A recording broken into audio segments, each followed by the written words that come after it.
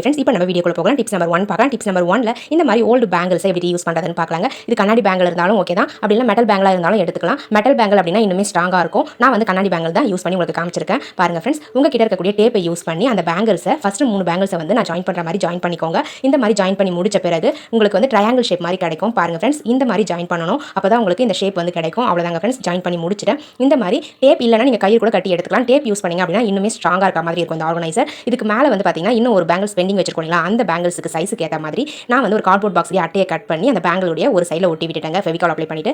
இப்போ நம்ம பெயிண்ட் எடுத்துக்கலாம். அந்த பெயிண்ட்டை வந்து அந்த கார்ட்போர்ட் பாக்ஸுடைய அட்டையில் வந்து அப்ளை பண்ணி எடுத்துக்கோங்க. பாருங்க, அப்ளை பண்ணி முடிச்ச பிறகு இந்த அட்டைக்கு சைடில் வந்து பார்த்தீங்கன்னா கொஞ்சம் நீட்டாக இருக்கணும் அப்படின்றதுக்காக நான் லேஸ் எடுத்திருக்கேன். அந்த லேஸை ஃபெவிகால் அப்ளை பண்ணி இந்த மாதிரி அந்த அட்டையை சுற்றி வந்து பார்த்தீங்கன்னா ஒட்டி விட்டுருங்க ஃப்ரெண்ட்ஸ். இந்த மாதிரி ஒட்டி எடுக்கும்போது பார்க்கறதுக்கே உங்களுக்கு ரொம்ப நீட்டாக அழகாக இருக்கும். பாருங்க, நான் ஒட்டி முடிச்சிட்டேன். இந்த மாதிரி லேஸ் இல்லை அப்படின்னா நீங்கள் கலர் டேப் யூஸ் பண்ணுறீங்கன்னா அந்த கலர் டேப்பை கூட இந்த மாதிரி நீங்கள் ஒட்டி எடுத்துக்கலாம். அவ்வளோதாங்க ஃப்ரெண்ட்ஸ், ஒட்டி முடிச்சாச்சு. இப்போ பாருங்க, பார்க்கவே நீட்டாக அழகாக இருக்குது. இப்போ நம்ம இந்த பேங்கில் என்ன பண்ண போகிறோம்னு பார்த்தீங்கன்னா பாட்டமில் வந்து க்ளூ அப்ளை பண்ணிட்டு அந்த ட்ரையாங்கிள் ஷேப்பில் ஒட்டி வச்சிருக்கோங்களா, அந்த பேங்கிளுக்கு மேலே வந்து பார்த்தீங்கன்னா இந்த மாதிரி வச்சு விட்டுருங்க ஃப்ரெண்ட்ஸ். நல்லா இந்த மாதிரி ஃபிக்ஸ் பண்ணி விட்டுட்டீங்க அப்படின்னா உங்களுக்கு ஸ்ட்ராங்காக நின்றுடும். பாருங்க எவ்வளோ க்யூட்டாக ஒரு ஸ்டாண்ட் கிடச்சிருக்குன்னு சொல்லிட்டு இந்த ஸ்டாண்டை நம்ம கேண்டில்லாம் ஏற்றி வைக்கிறதுக்கு ஒரு சூப்பரான ஸ்டாண்டாக நம்ம யூஸ் பண்ணிக்கலாம். பாருங்க எவ்வளோ க்யூட்டாக அழகாக இருக்குன்னு சொல்லிட்டு இந்த கேண்டில் ஸ்டாண்ட் உங்களுக்கு பிடிச்சிருந்தது அப்படின்னா மறக்காம இந்த வீடியோக்கு ஒரு லைக் தட்டி விட்டுருங்க. இந்த மாதிரி கேண்டில் ஏற்றி வைக்கும்போது கேண்டில் ஏதாச்சும் ஒரு மூடியிலையோ, அதாவது இரும்பாலான மூடியிலையோ அப்படின்னா ஒரு அகல் விளக்குலையோ வச்சு இதுக்கு மேலே வச்சுக்கோங்க.